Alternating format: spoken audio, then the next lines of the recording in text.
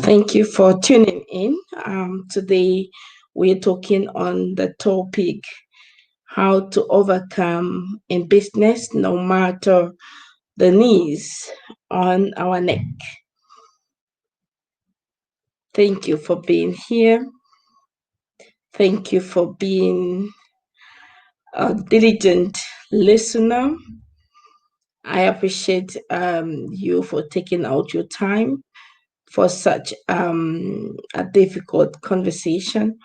But I think that the conversation is worth it. And so today, let's talk racism. Let's talk racism and its effect on our businesses. Let's talk racism and how we can overcome, no matter the needs of the oppressors on our necks. Let's talk racism and let's see if racism is the cause for why we really can't work together and achieve greater visions, purposes.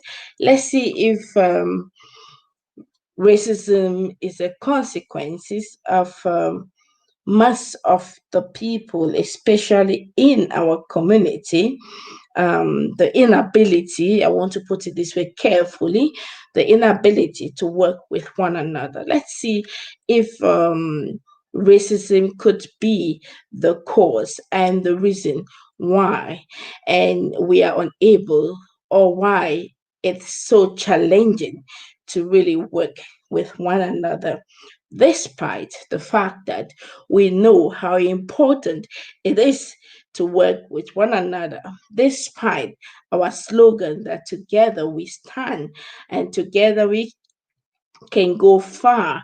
Despite all this, we still have a hard time working together. So today, our conversation is going to be an interactive one, and I want to encourage you to be part of this conversation and to contribute your own quarter to it, and so that we can together find ways possible to be able to build relationships, working relationships that could go a long way to improve our businesses. So the topic again for today, you was just tuning in. Thank you for joining us again today. My name is Vera Sompon, and I am the Managing Director of the Sompon Social Service and the Sompon Academy. We are with the Academy, we train different kinds of persons, and we train teachers, pedagogues, we train community workers, community politicians, and in the recent times, we have also added a portfolio to train migrants and their organizations so that they can be able to make the best out of the opportunity. Despite all this, we still realize that there's a lot of challenges and difficulties. And so today I thought that it would be good to really have to see the aspect of racism and how racism really affects also businesses and of course working together. Ladies and gentlemen, you're welcome again today. This is another edition of the Racism Talk. The Racism Talk came as a result of the death of George Floyd on the 25th of May 2020. The world saw how one black man was being murdered consciously by the hands of a white police officer. And after that, we got demonstrations all over the world. And of course, other people mentioned the fact that Black Lives Matter. And so we decided not only to stay on the demonstrations, we thought it important and necessary to have a continuous conversation to create awareness of the difficulties that is around the subject of racism and of course the difficulties that is around the subject of working together as a result of maybe racism. And we want to continually talk about this because, like some of our guest speakers have said in the previous conversation, we need a continuous reminder of our real and true identity, and we need a continuous unbiased story, and we have to tell our own story.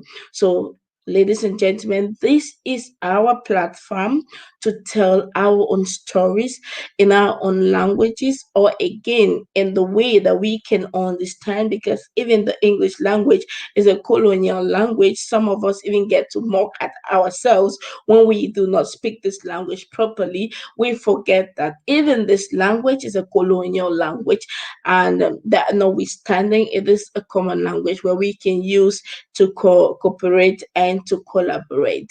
And so I welcome you all again, ladies and gentlemen, and I'm hoping that we're going to have an interactive conversation. Like I said, we are a tribe. We are here to learn. We're here to inspire one another. We're here to grow. If you're here today, I want to believe that it's because you want to grow. And the topic of today is not a new topic. I have observed that in the community, I have seen many people talk about it, yet we do not really find ways to come out. So I welcome you again to our racism talk. Get your knees off our next. The topic of today is how to overcome in business despite the knees on our necks. How do we overcome? How do we overcome? And before we get into the conversation proper, I think it is but um, good to get to define what are these needs. So it's important that we really think back again and reflect on the needs. Do you think that you have any needs on your neck? I'm talking now to leaders. If you're a leader in your community, you're a group leader, you're a community influencer, you're a church leader, you're a business owner, and maybe you're listening to me, or you will be listening to me after this. The question is, do you think we have some needs on our necks? And if yes, what are those needs and how can we overcome those needs? Not on a single way, not a single story, but together. So I will encourage you to share the link with friends. Share the link with friends. Share the link so that we can have a good conversation today. And if you're here, please, and just let us know where you're watching from. Let us know where you're coming from or where you're watching from. And before we get into a conversation, I want us to get to understand exactly what the needs are. Because when we talk about the needs, if you did not listen or you did not follow the brutal death of George Floyd and saw that man put his knee on that neck, and George Floyd was pleading for his life and begging and calling his mama who is long term died, and calling his mama, help, help. And that man still could not remove his knees from that man's leg, from George Floyd's leg. The question is, what are these needs? If you're here, maybe you can also comment what this needs, what does it stand for? What does this need represent to you? To me, the needs are the different and diverse kinds of oppressors. And these oppressors could be white oppressors. For today, I want to stay on the general kind of oppressors.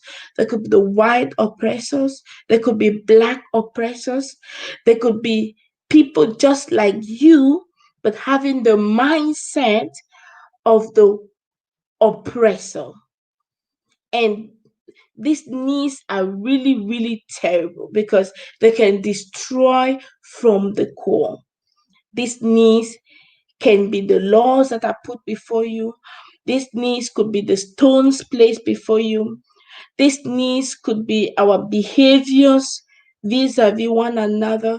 These needs could just be the inferiority aspect of how we have seen and perceived ourselves. These needs could be insecurities, and all these one can also go back to see that it comes from the ideology. There's an ideology. That ideology, we all know it. So the ideology that everything white is good and beautiful. Everything that is white is excellent. Everything that is white is nice. But everything that is black is bad, is wicked, is ugly. And these are those needs that comes as a result of the internalization of this perception and of this ideology. I like the way one of our speakers put it very well. Diallo, he said it in his speech the first time he was the first guest speaker. And Diallo said something. He said there are four folds to racism. One, it starts by the ideology. The ideology that the white man is great. The ideology that the white man is beautiful. The ideology that the white man knows everything. The ideology that when the white man's right, it's perfect. I don't know if you've seen that. I don't know if you've observed that. The ideology that there's nothing good in our community. Everything that is in our community is not good. It must only come from outside. When it comes from outside, then it's beautiful. That was the ideology that was sold to us. And we bought this ideology unconscious to us. That is why you will hear people say, I think it is not too good. I prefer to have a white coach. I would prefer to have a white doctor. I prefer to have a white psychologist. I prefer to have a white, because in our community, they're really not good. Then, when you start talking like this, be sure that the racism has affected you somehow and you're not yet free from it. Even though you may be even thinking that you're pitching on it, you know everything about it, but when this language is still in you, then it means that we have not yet overcome. And if this kind of language is still in us, it will mean that it will be difficult for us to work together. It will be difficult for us to support one another. Because, by the way, why should we support when we already know that everything good comes from the other side? Have you not seen? I mean, I don't have anything with interracial marriages, girl. I have nothing against. But have you not seen your fellow brother and sister who marries to a European and feels all of a sudden that they have arrived? And you are wondering, wait a minute, what is wrong? Wait a minute, what has happened? It takes us back now to another concept where Diallo said the internalization. So after they sold their concept of white supremacy, everything white is beautiful. That's why we have black sheep, we have black goat, we have black devil, we have black Satan, evil is black. All this was so that you and me, as a black human, will feel uncomfortable and think that we are not worth it. But I have good news for you. I have good news for you today. I have good news for you. And the good news is that these very people who say that black is not beautiful, do you know that they pay handsome amount of monies to go to bronze their body so that they can have a little melanin on them? How I wish we all knew this and get conscious of it. Do you know that these same black people who said that our lips are so thick go to pay handsome amount of money to just have some Botox put there and that they get their lips a little broader like ours? Oh, racism has caused us a lot of harm. And this has also affected our working together. When the European, the Americans, the Asians, whatever, when they arrived in the continent, especially the Europeans, They had the principle of divide and rule. And this is taking me now gradually to our topic today, how to actually overcome racism, overcome every forms of racism, conscious racism or unconscious racism, racism we accept or we do not accept, that has indirectly destroyed our ability to work together. When they came, they installed the divide and rule principle. The divide and rule principle simply indicates that, like it states, I come in between you, I divide you people, I divide your thought, and then I make one person feels that they are better than the other person, and then makes the other person think that, I mean, the same person that makes you feel you're better, they go on the other side, they make the other person feel like, aren't you seeing the way he or she's behaving? She's wanting to feel that she's better than you. And then they put us together, hit our heads, bam, we start getting confusion, distrust, enmity, hatred. And when this hatred is installed or instilled in us, it's so difficult to work with one another. I remember a few years back, I I admire one lady. She was great, doing a lot of great stuff. And I told her, you're doing great stuff where you are. I'm doing great stuff too where I am. How will it look like if I came into your structure to build up again another area where it's my expertise, but it's in your business. Build it up so that you can also expand again. And you come into my structure, build your expertise in my structure so that we can together expand. Each time there's expansion, there is a little more money that comes in. And that's how it is anyway in the field where we are. And I was so convinced, and I was trying to show her all the wings and showing how the German people work together. They call that in German Designfreundschaften. They are not automatically friends, no, but they consciously work together. So you see 5 companies, you think there are 5 companies. They're actually 5 really good partners or friends that are working together, but consciously have divided their niche so that they can help one another. So as I was telling this lady, I was so happy, and she was nodding her head, and I was so happy that, oh, maybe one person again can understand what I'm trying to say. And then suddenly when she left, the contact just stopped. She blocked everything. And I'm thinking, where did I go wrong? What did I say that was not supposed to be said? And the whole time I was reflecting about it. Then it dawned in me that no, Vera, it wasn't actually you. It is the effect of racism that is still manifesting in her, and she has not yet understood that. It is the effect, the consequences of racism is so strong that if we are not careful, we may not even realize it. And so we will always be putting the blame on the other person, but we never put the blame on ourselves. So in the process, I'm thinking, where did I go wrong? That's one part of me. It's a reflective aspect of me that I always have to think, where did I go wrong? I always have to check first myself. Where did I go wrong? What did I do that I was not supposed to do? How would I have handled differently? And when I did not find all these things, then it really dawned on me how the white man has destroyed us.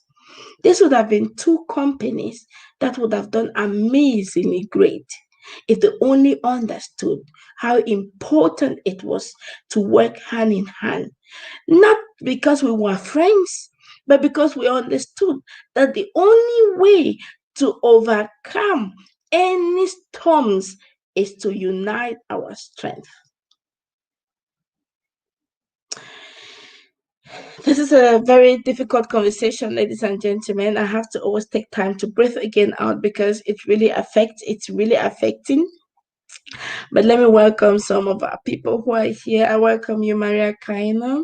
Maria Kaina, you're welcome. Thank you for always being there. And Maria said, can you imagine the scenario that someone is forcing your own knee on your own neck? Oh God, we're going to come back to this. Yes, forcing your own knee on your own neck. Ma'am, you have to elaborate on this. Oh yes, I just can only imagine, but I don't know if I've gone through that, but I'm sure that I have once gone through that when they force you to also put your own knee on your own neck. This is horrible. Thank you for being here, Maria Kaina. Charity Waimo, you're welcome. Thank you for always being here. And Charity is also one of the hosts of the Sompon Global TV. I want to use this opportunity to also really appreciate people that have come to the realization how important it is to unite strength and force.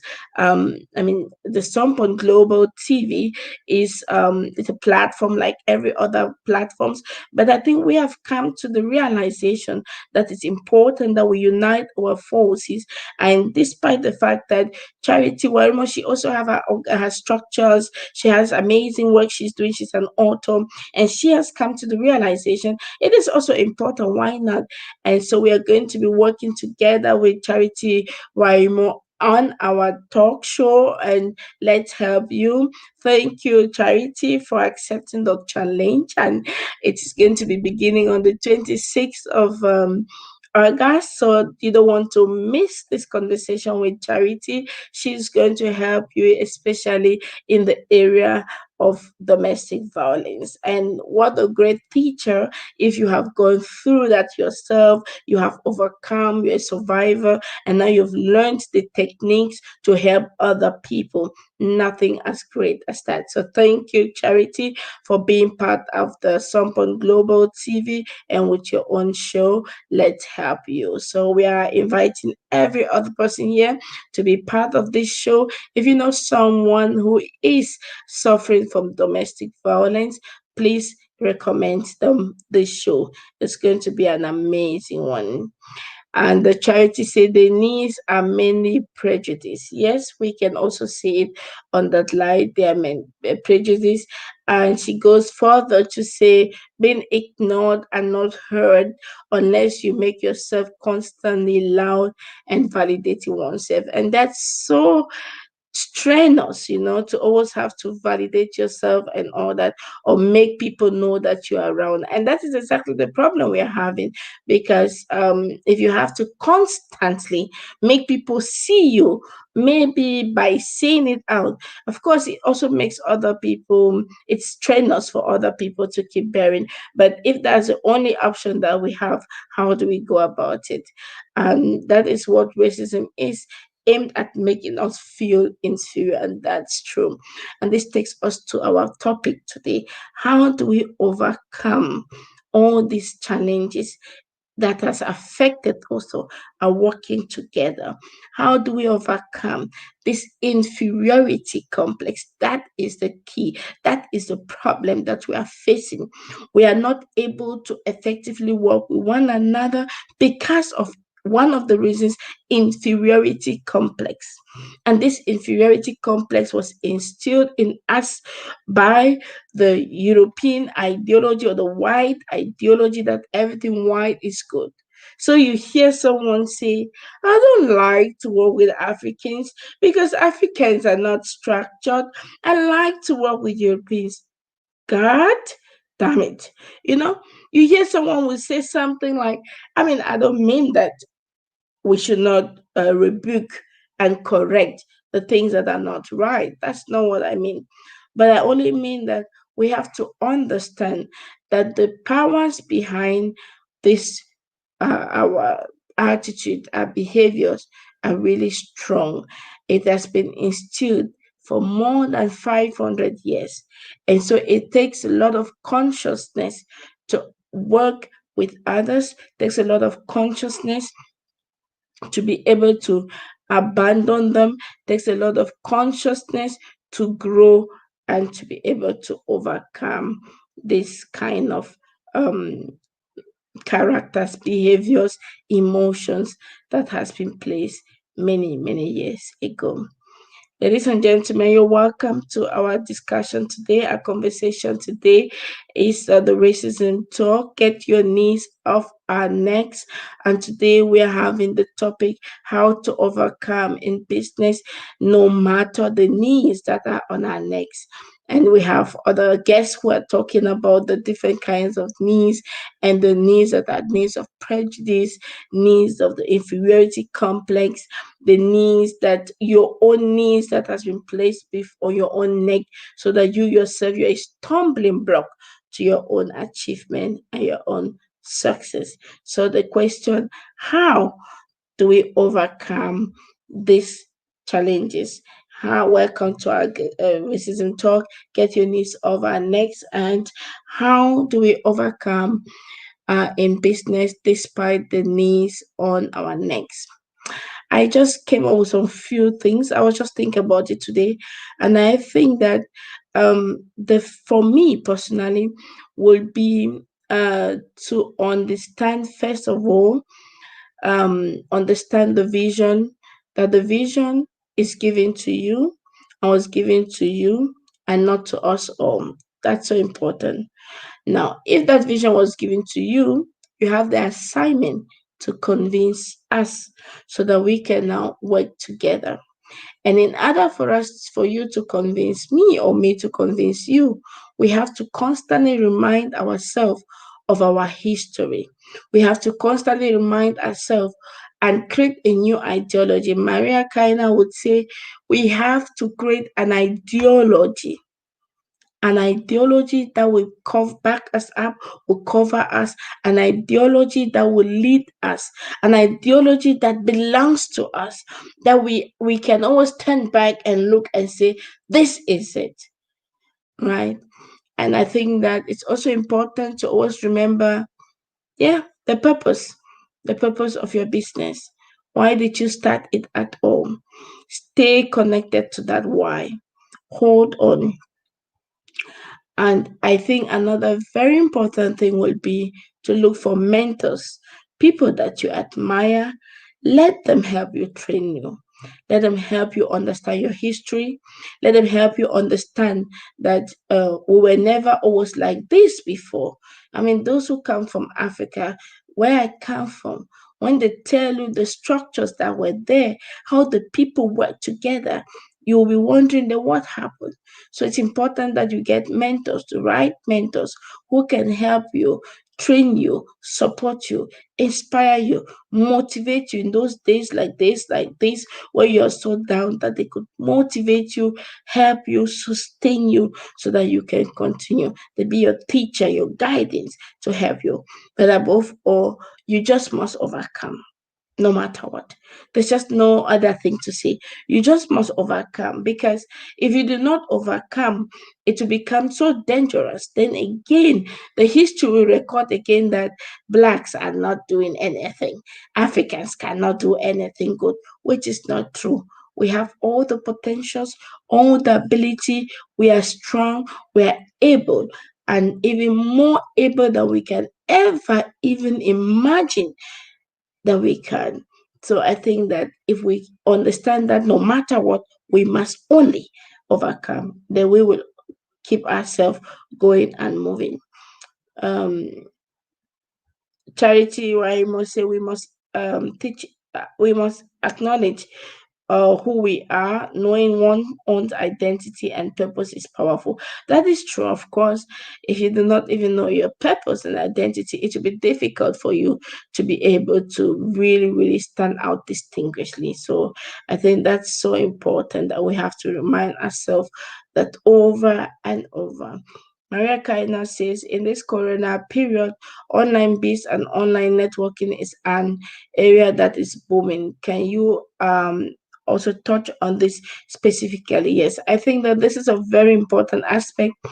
And indeed, like Izone Laval is one of our coaches, and she is online marketing and sales lady, and that is just her job. And she says If you are not on the online business now, you are just but losing out. You're missing big time. And that is true. That is true because with the COVID-19, it has made us understand that things will never be the same again. Personally, the Sompon social service um, was never online in this format. We're never online because we have our coaching section, group counseling and all that, and it needs the presence of the people. We have our language courses, we have the family help, and we have the Sompon care, the Sompon Academy with the trainings. So it demanded that we always be with people. And then, of course, our clients are not directly are certainly the migrants, but the migrants are not those that really have to pay for the services. So we have like the migrants, our clients, but other people have to pay for, like the government have to pay for the services. And so for us, it wasn't so important to by all means get into the online. In as much as everybody will say online is good, I was never giving attention to that until the COVID-19 came. And then we realized suddenly that we really did not actually need an office again that much. Of course, we always need an office, but not that much. I can't remember the last time I was in the office. In Now we are on holiday, but the last time I was in Esslingen, it's maybe like, I don't know. We're really not, as COVID came, we didn't go to the office again. So we did everything online. We had to now transform every of our offers, our counseling, our coaching, our teachings, our trainings. We brought them all online. Now, the advantage of online is, especially when you understand the principles, the marketing principles behind it, you will really make good use of it. Let's take, for example, if you're a trainer, if you're having a course, so you arrange your course in a way that it could be in a presentation format, or again in videos like what we are doing. See, like the videos we are doing now, all these courses, we can package them all in a form of a product. We put them on DVDs, or we put them on CV. We put them in a space in a cloud. In our case, we have the academy web page at the academy school, where every student have their own dashboard, so you can write with the students, interact with the students. Then, so when you have done your course and all those programs, well outlined course. Now, you can arrange those courses in a way that you you can always sell those courses even when you're no longer there. How? Because the students log into onto the academy page, for example, and when they get there, they have their registration numbers, everything just like in school, and now they pay for a particular course, and then they get the lectures and everything in their dashboard, right? So let's say the trainers are going to train. We're going to put them that all on a video, and so we're going to package that.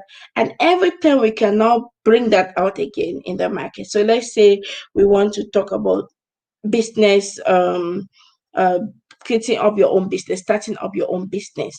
So now we have all the speakers that have spoken. We put them very well, put them online, and then we can always real sell that over and over again. That's what is called passive business now, the passive income. So those people, you see their courses over and over. It's not because they have to be there again. They have done that one time.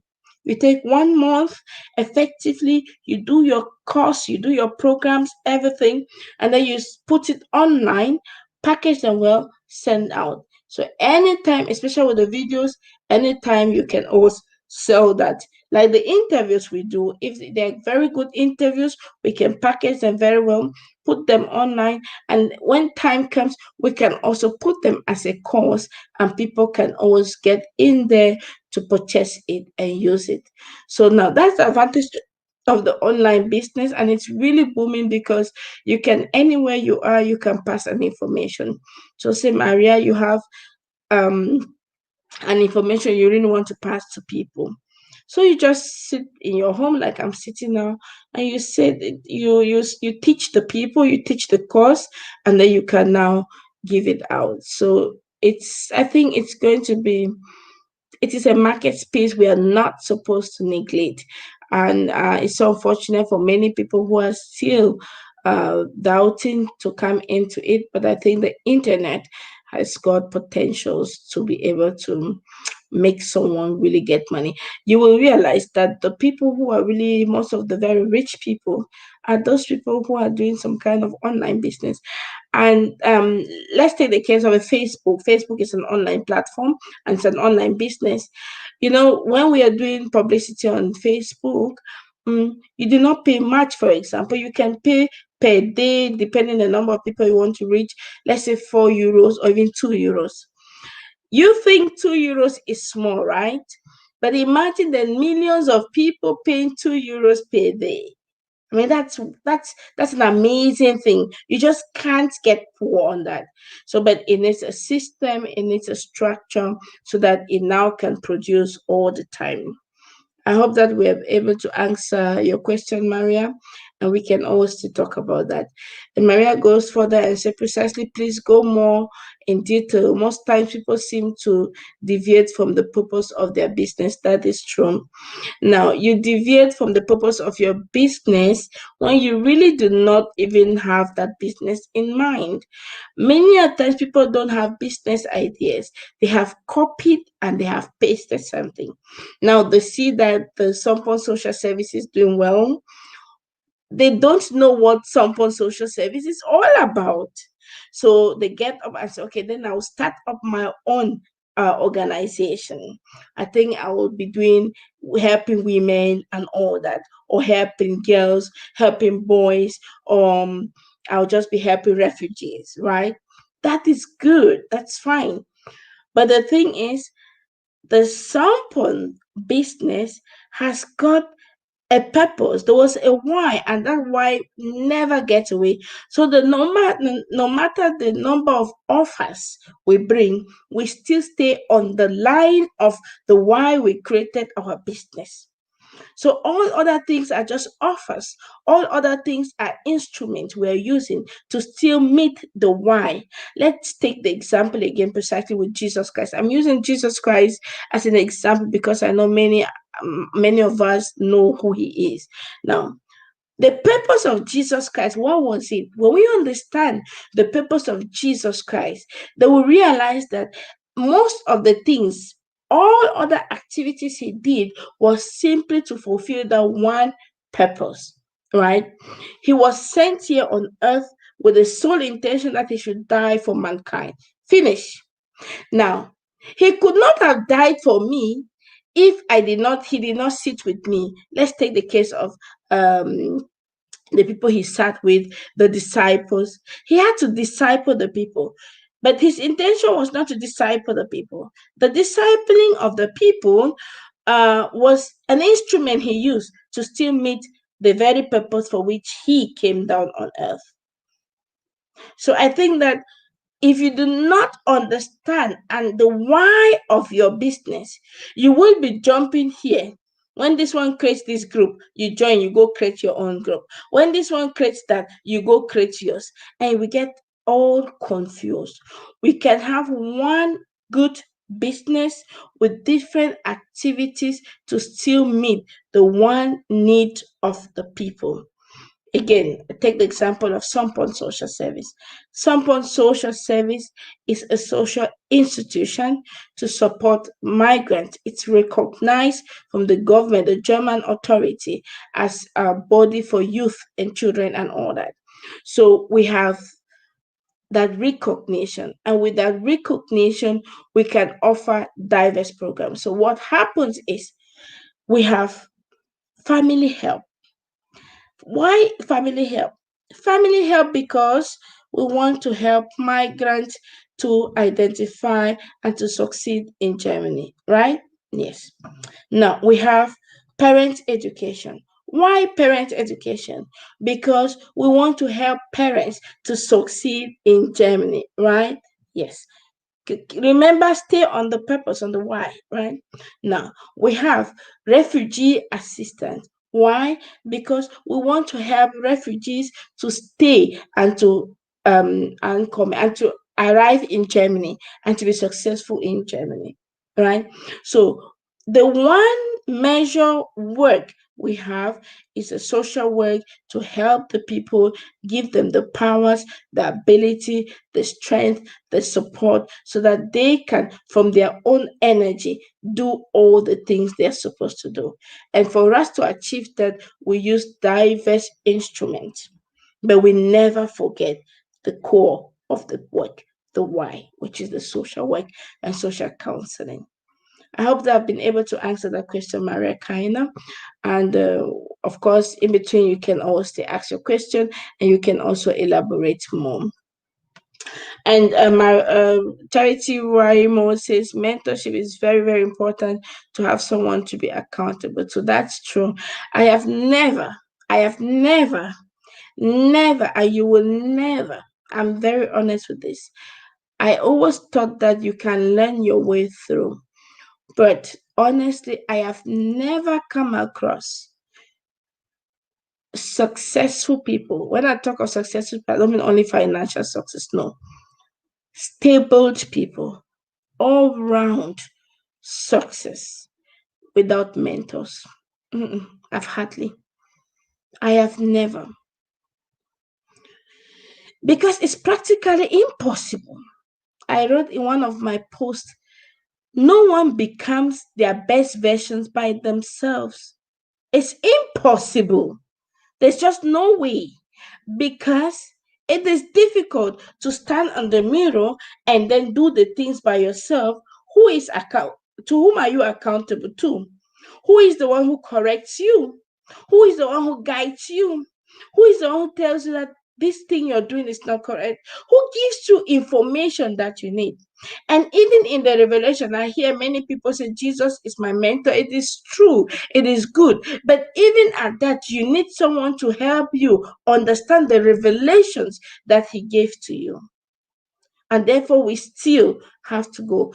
No one ever succeeds, real good success, without having mentorship and training. Because when you are being mentored, you will now be trained by that person. That person would inspire you. That's why I said on one of my posts, also I wrote on Facebook, it becomes difficult nowadays for many of us to have good mentors, because maybe they have been misabused, maybe they have been mishandled, maybe they have been manipulative, and so people are scared about that. But honestly, you must be able to find your mentor. You must recognize your mentor. And you must be able to tell that person, mentor me. And mentorship is also a two-way. I mean, mentorship is not like you say, you know everything and then you are perfect there. And that's where you can mentor people. No, that's not what it means. Mentorship for the mentee must be and have the ability, the capacity, the willfulness to surrender to the authority of another person, irrespective of age, stature, class, origin, and all that, right? And you tell that person, I'm willfully giving you the power to question me. Now, it takes grace to meet a good mentor. I say this often and often. For you to have a good mentor, there are some things you must see in that mentor. Don't just go to someone because someone has successfully made it in their career, in politics, in business, and you think because they have made it, they are mentors. No, that's not how you look at it. Check the character of that person. Is that person emotionally stable to also guide you, to mentor you, to lead you? Is that person whole in his or her own character? Can that person, when that person say yes and really stand on that yes? Is that person descriptive enough, mature and descriptive enough? If this is not found in that person, that make that person your mentor. Now, the second thing you must find is that person is can be able to coach you. Mentor is a little higher than the coach, because the coach is for a specific goal. You see, like footballers, they have a coach, they coach them, they guide them, they lead them specifically to win that match, specifically to get that goal scored, right? But the coach will be able to now be beside you, not only help you get that goal that you're looking for, but they'll be able to guide you, mentor you, direct you, be there even with all that it has. And that's why they must be able to have the ability to correct you. A mentor that cannot correct you is not a mentor. And that's where we have problems nowadays. Because when you look at people who have started some things, they feel so proud and arrogant that they can't allow themselves being corrected. I know one person who came to me and was talking and talking and talking. Of course, she didn't give me the power to be her mentor, but I just could not hear her keep talking. And I asked her a question. But what would you have done differently? Are you sure you're better than that person? I mean, what you just said now. And the person took it really as offend, right? And like said, I was judging. No, I'm not judging. I think that a mentor should be at the ability, the position to be able to guide, correct when you're going astray, and not have it cold, not be afraid. If the mentor is afraid, how does it work? It doesn't work. And then it's important the mentor is your covering, not a control freak. There is a difference between covering and a control freak. There's a difference between someone who protects you, who is mature enough to see that you have messed up here, but will not expose you. It's so important, so I can still correct you, but I will never expose you.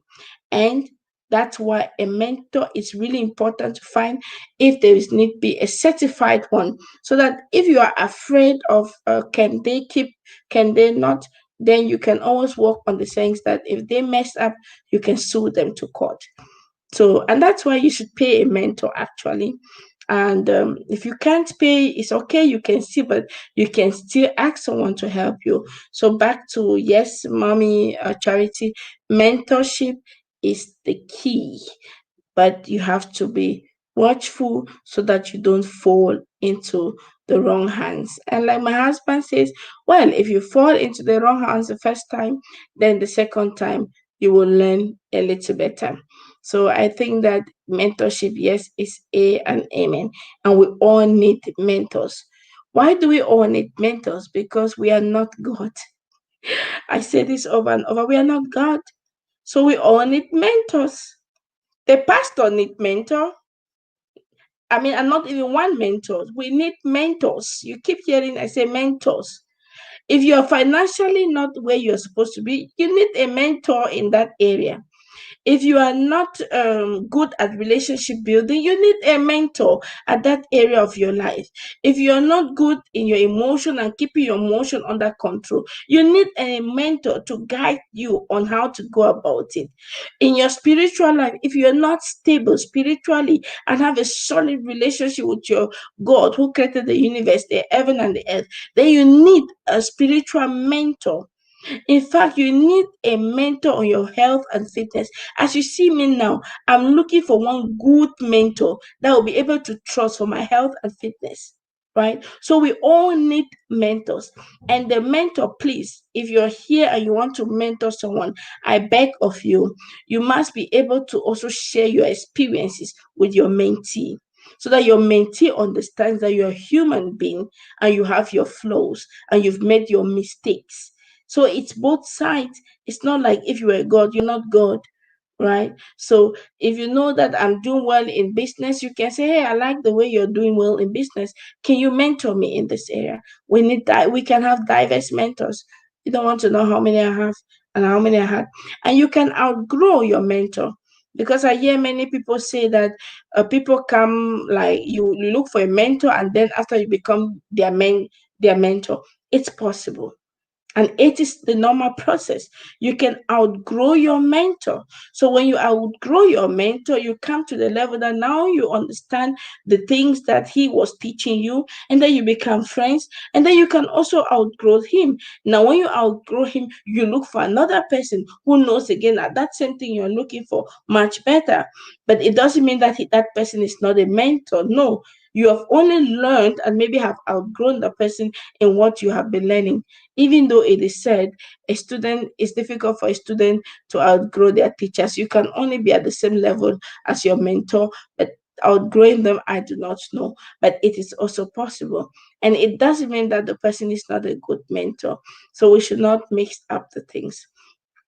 So, yes, mentorship is really important if we have to successfully work with one another, and we have to understand how important that is in our relationships. And if we understand this, I tell you, we'll be able to work together with one another, and life will become very, very easy. Today, ladies and gentlemen, we are talking on racism and how to overcome our challenges, and especially in business, because we know that it's so challenging to work at times with one another. And we have understood that it is as a result of racism. And like Maria Kaina said, racism is the foil for inferiority complex. We have been told over and over that we are not worth it. We are inferior. We can't work with one another. And all these things. And today, I want you to understand that they were all fairy tales. We can very much work with one another if we are doing this, and it has worked. So we want to encourage as many people who are working well with other people to be the light so that others can emulate from them. And then we want to keep talking about the good examples now. Let's stop talking the ones that are not only working. Let's now focus on the good examples. I think that will be my next program now, to bring out those people that are working really good with one another, so we can emulate from them and see that if they can do it, that we can do it. I think usually it is the small minds that really think they can work together. And that takes me to the other aspect of ideas stealing here and there. You hear people keep complaining, they have stolen my idea, they have not stolen my idea. Dr. Alexander Malfoy said in his speech, he's going to be one of our coaches next week on our business master's class. He said, at the time you are having an idea, like now, as we are talking, an idea just came into your mind. As the idea is coming into your mind, just bear in mind that 1,000 other people are having the same idea, same time. Now, what makes the difference is the boldness and the courage to implement yours before the other people. Charity Warimo said confidence means one realizes it is not a competition but a service. Of course. I mean, with whom are we competing? And that's why many mentorships also fail, because instead of completing one another, we are competing. And the question, we are competing on what? It's because of lack of um confidence. We lack the confidence of self, the abilities that we really know what we are doing. And it's terrible because the people who would have stood the grounds like the tree to support have also failed. And no wonders they say we are falling short of the glory of God. We are falling short of that place that we're supposed to be. And that's why we are fighting one another. If we knew, if the fish knows that their spheres of influence is in the water, what are they looking for in the air? I mean, you know that you will never succeed in the air. So why go there? If the bird knows that their sphere of influence is in the air, what are you looking for in the water? You will never succeed in the water, no matter what. And if the tree knows their sphere of influence is in the solid rock, what are you going to do in the water or in the air? You will never succeed. And so because we have even failed to understand the why of our businesses, the why we even started our businesses, the why we can't work together. It makes it so much so that our working and cooperating becomes also difficult. And it is because we have not understood exactly who we are. Maria Kaina says the challenge is that we Africans often don't know how to handle criticism. That is a knee in our neck. Oh, yes, you said it all. I raised my case. You said it all. You've said it all, Maria Kaina, and thank you for that. And that is why we can't have mentors, right? Now, the role of a mentor is not to petty daddy you, it's not to play with you and to daddy you all the time. I mean, then you go get a daddy somewhere and that's all right. The role of a mentor is really this criticism, but in a way that you would be able to be transformed. And why don't we accept criticism, Mommy Maria? Because we have not worked our emotions or emotions. If we work our emotions and we are stable in our emotions, when someone criticizes us, we will look at it more as a gift than as a curse or a problem. I use this opportunity to encourage us. Criticisms are gifts given to us wrapped like in sandpapers. If you make use of those criticism, you will be so amazed at what comes out of it.